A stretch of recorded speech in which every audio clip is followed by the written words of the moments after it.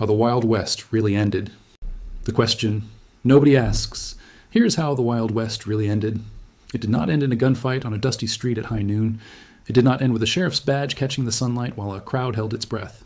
That is the ending you have seen in 100 movies. That is not what happened. The real ending happened far from Texas, far from Arizona, far from any town most Americans could point to on a map. It happened in a small, cold village in a country most cowboys had never even heard of. Two of the most famous outlaws in American history were there, and what happened to them that day is still argued about more than 100 years later. I'm going to tell you the whole story, the railroads, the barbed wire, the lawmen, the outlaws who would not quit. And I am going to take you, step by step, to that final afternoon. Stay with me, because the ending is not what you think, and once you hear it, you will never watch an old Western movie the same way again. Let's start at the beginning. For a long time, people believed the Wild West was simply a place, a stretch of land west of the Mississippi River, filled with cowboys, gunslingers, and gold. But the Wild West was never just a place. It was a short window of time, a narrow gap between two worlds. On one side of that gap was a wide open land with almost no rules. On the other side was a modern, connected, fenced-in country with telephones, trains, and courts of law. That gap lasted only about 30 years. Some say it started right after the Civil War, around 1865. Some say it ended in the 1890s. Others say it limped on a little longer into the early 1900s, like a candle burning its last inch of wax. But something had to close that gap. Something had to turn the Wild West into just the West. And that is the real story. Not a single bullet, not a single duel. A slow, quiet squeeze coming from every direction at once until there was no room left for outlaws to run. By the end of this script, you will know exactly how it happened and where the very last spark of that outlaw age finally went dark. Keep that image in your mind of two men, far from home, cornered in a place they never should have been. We will come back to them, but first you need to understand what they were running from. 2. The land that had no fences. Picture the land right after the Civil War ended in 1865. Millions of acres stretched out with no fences, no roads, and barely any people. This land is often called open range. Cattle could walk for hundreds of miles without meeting a single wall or gate. This open land created a strange kind of freedom. A man with a few cows and a horse could ride into nowhere, claim a patch of grass, and start a herd. Nobody owned most of that grass. Nobody was watching. If you had grit and a gun, you could build a life out of dust. That freedom is what people fell in love with. It is why books and movies still return to this era again and again. But that same freedom came with a heavy price. With no fences, there were no borders. With no borders, there was very little law. Sheriffs were often days away by horse. Courts were sometimes weeks away by train. If a man stole your horse or your cattle or your land, you might have to solve the problem yourself because nobody else was coming. This is where the gunslinger was born, not from bravery alone, but from necessity. When the nearest judge is 300 miles away, people start making their own rules.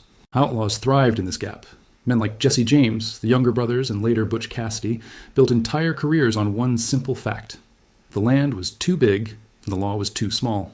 A man could rob a bank in one town, ride for 2 days, and be a stranger again, safe in a place that had never heard his name. Cattle ranchers depended on this same size and space. Huge herds, sometimes tens of thousands of cattle, were driven hundreds of miles from Texas up to railroad towns in Kansas like Abilene and Dodge City. These cattle drives are the postcard image of the Wild West. Cowboys on horseback, dust clouds for miles, campfires under huge skies. But here is the quiet truth hiding inside that beautiful picture. The entire system only worked because the land was empty and unclaimed. The moment people started filling in that empty space, the whole system had to change. And people did start filling it in. Farmers moved west by the thousands, given free land by the government through a law called the Homestead Act. Immigrants came from Europe looking for a fresh start. Towns grew where there had only been prairie a decade before. Every new farm needed a border. Every new border needed a fence. And in the early 1870s, a new invention arrived that would end the age of open land forever. It was not a gun. It was not a badge. It was a coil of twisted wire with sharp little spikes along it, barbed wire. Before barbed wire, fencing huge stretches of prairie was almost impossible. Wood was scarce on the open plains, and stone walls took forever to build. Barbed wire changed everything. It was cheap. It was fast to put up. And it worked. Farmers fenced their crops to keep cattle out. Ranchers fenced their own land to keep other people's cattle out too. Slowly, the wide open range that outlaws and cattle drivers depended on began to disappear behind mile after mile of wire. This sounds like a small thing, a fence. But imagine you are an outlaw and your entire plan of escape depends on riding fast across open land with no obstacles. Now imagine that land is crisscrossed with wire fences in every direction, funneling you toward roads, toward gates, toward people who might see you and remember your face. The open range was outlawry's best friend. Barbed wire was its quiet enemy. By the 1880s, range wars broke out between fence-building farmers and open-range ranchers who felt boxed in and furious. Cattle died getting tangled in wire. Shots were fired over fence lines, but farmers kept winning because behind them stood something even bigger than barbed wire: the railroad. We will get to that next, because the railroad did something no fence ever could. It brought the whole country close together, and it dragged the Wild West toward its final chapter, 1 mile of steel track at a time. But do not forget those 2 outlaws we mentioned at the start. While all of this was happening, out on that shrinking, fencing, filling in land, men like them were about to feel the walls closing in for the very first time, and they did not like it one bit. 3. The Iron Horse changes everything. Native peoples of the plains sometimes called the train the Iron Horse. It was a fitting name. It did not get tired. It did not need rest. And unlike a real horse, it could pull hundreds of tons of cargo thousands of miles without stopping. In 1869, the Transcontinental Railroad was completed. 2 sets of tracks, one built from the east and one from the west, finally met in Promontory, Utah. A golden spike was driven into the ground to mark the moment. For the first time in American history, you could travel from one coast to the other in about a week, instead of the many months it used to take by wagon. This single event changed the Wild West more than almost anything else that happened during that era. Think about what the railroad actually did. It brought settlers west in huge numbers, filling in the empty land even faster than before. It brought soldiers and lawmen quickly to places that used to take weeks to reach. It brought telegraph wires strung along the tracks, which meant news and warnings. And wanted posters could travel across the country almost instantly. Before the railroad and telegraph, an outlaw could rob a bank in one town and simply vanish. Word of his crime might take weeks to reach the next town over. By the time anyone knew his face, he was already 3 states away, using a new name. After the railroad and telegraph, that same outlaw's description could be sent by wire to sheriffs hundreds of miles away before he even got there. Photographs of wanted men began appearing in newspapers and on posters nailed to walls and train depots. The whole country was slowly becoming one connected web instead of 1,000 separate, isolated towns. The railroad also changed the cattle business completely. Cattle drives used to be necessary because ranchers needed to walk their herds hundreds of miles to reach a railroad town where the cattle could be loaded onto trains and shipped east.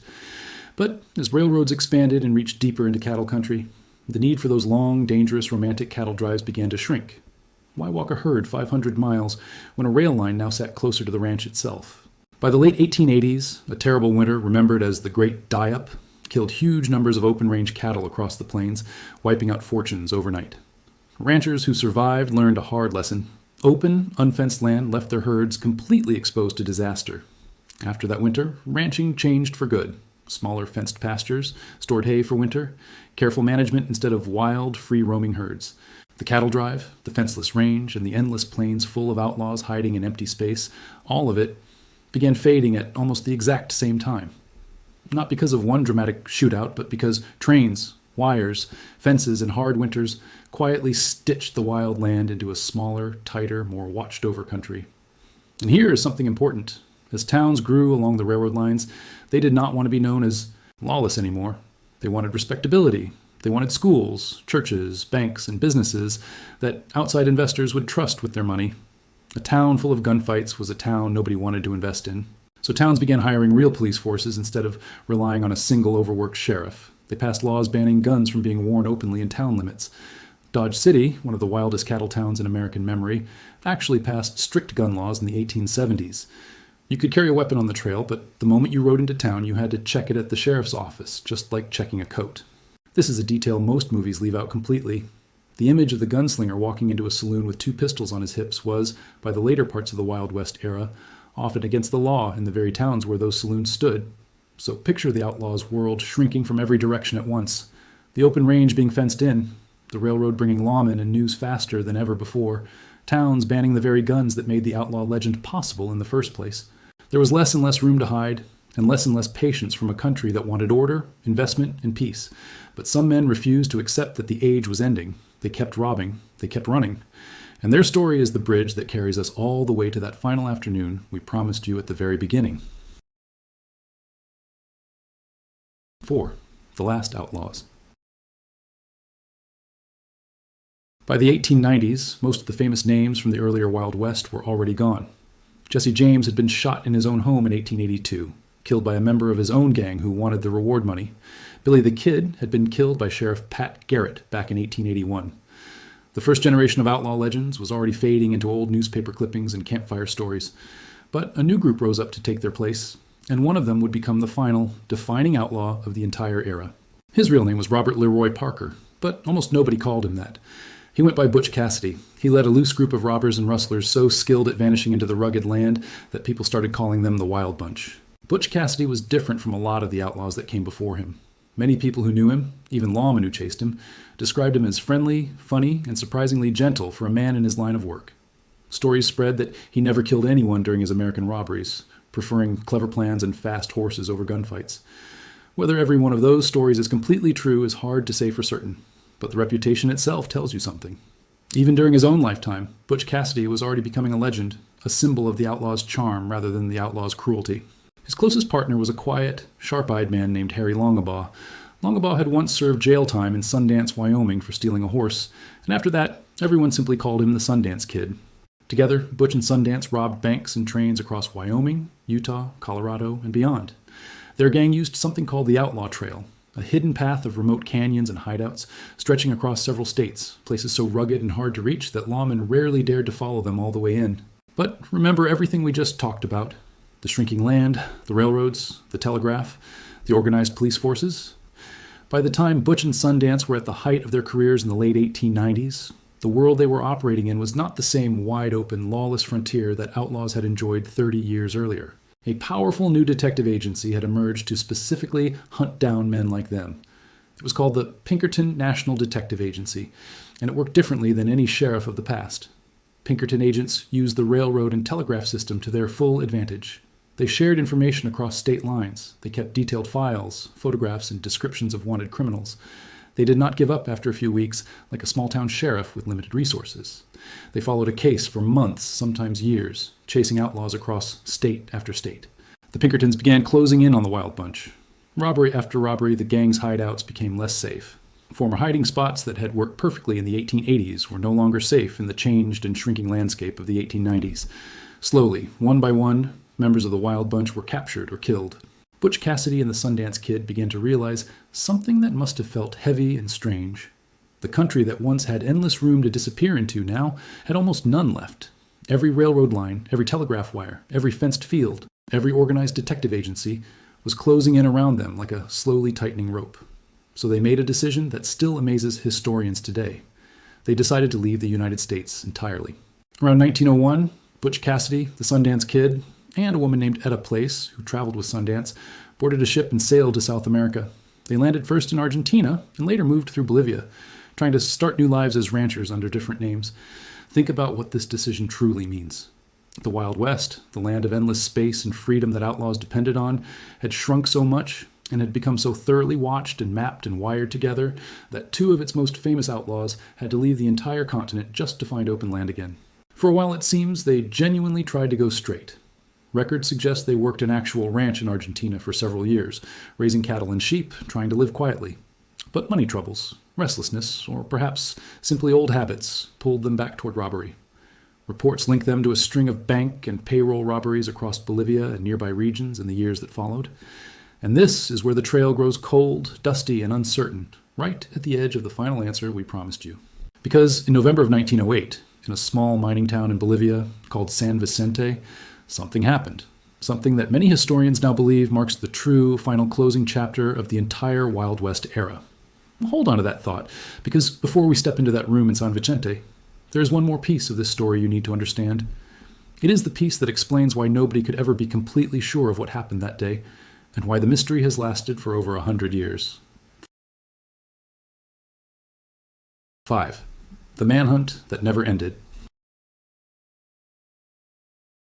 Here's a strange and important fact. Very few people in San Vicente, Bolivia, in 1908 had any idea who these two American men actually were. Local reports describe two foreigners arriving in the small mining town, tired and traveling with mules loaded with goods. A payroll robbery had recently taken place nearby, and soldiers from the Bolivian army were searching the area for suspects. When these two strangers checked into a small boarding house, suspicion grew quickly. Someone reported them to the local authorities. A group of Bolivian soldiers surrounded the building where the two men were staying. And what happened next has been pieced together mostly through local testimony, old military reports, and decades of investigation by historians, because there were no photographs, no film crews, and almost no reliable outside witnesses. Gunfire broke out. The soldiers surrounding the building exchanged shots with the men inside. It went on for some time, through the night, in the dark, cramped streets of a mining town most Americans had never heard of and would likely never visit. By morning, when the soldiers finally entered the small room, they found two men inside, both dead. Local reports at the time state that one man appeared to have been shot in the arm and the forehead, and the detail suggests that rather than being killed purely by enemy gunfire, one of the men may have shot his wounded partner to spare him further suffering, and then turned the gun on himself.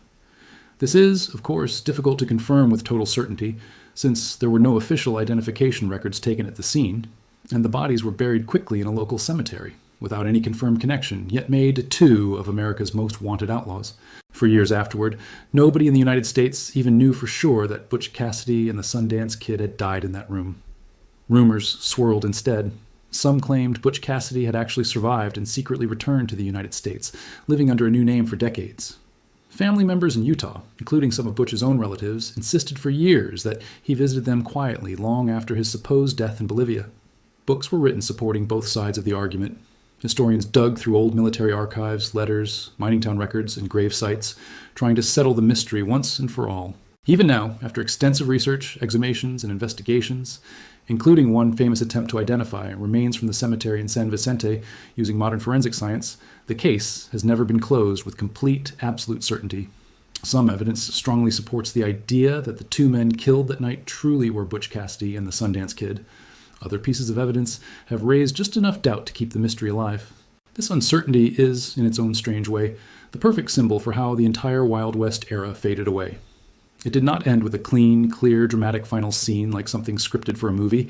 It ended in confusion, in half-true rumors, in old newspapers printing conflicting reports, in a small dusty grave in a foreign country that nobody bothered to properly document at the time because nobody there understood how much history had just quietly ended in that little room. Now we are ready. We have seen the fences rise across the open plains. We have watched the iron rails stretch from coast to coast, dragging telegraph wires and lawmen behind them.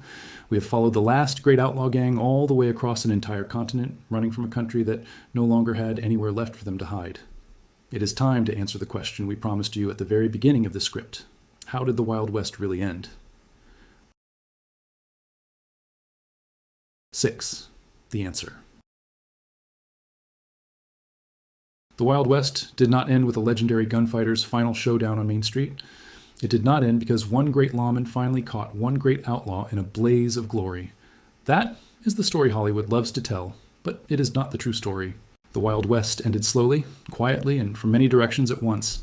It ended because barbed wire turned endless open grassland into a patchwork of fenced, owned, and managed property.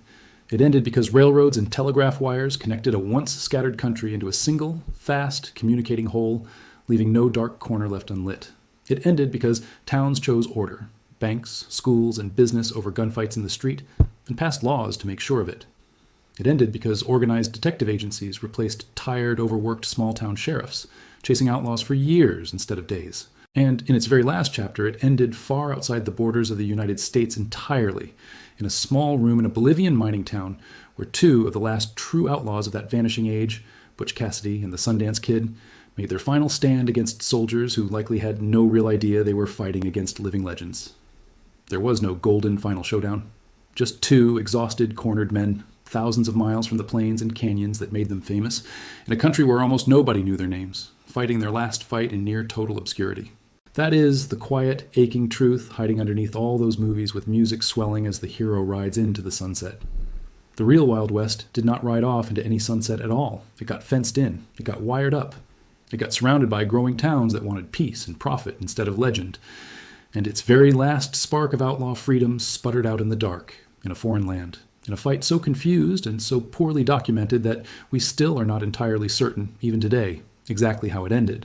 Maybe that is the most human part of this whole story. We love clean endings. We love a final showdown with a clear winner and a clear loser, music swelling as the credits roll. But real history rarely gives us that kind of closure.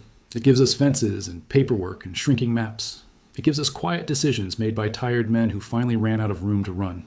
The Wild West did not die all at once. It faded, The way a fire fades after the last log burns down, the way a loud, wild song fades into silence after the final note. And somewhere in Bolivia, in an unmarked grave that historians still argue over, that fading finally reached its last, quiet, uncertain end. That is how the Wild West really ended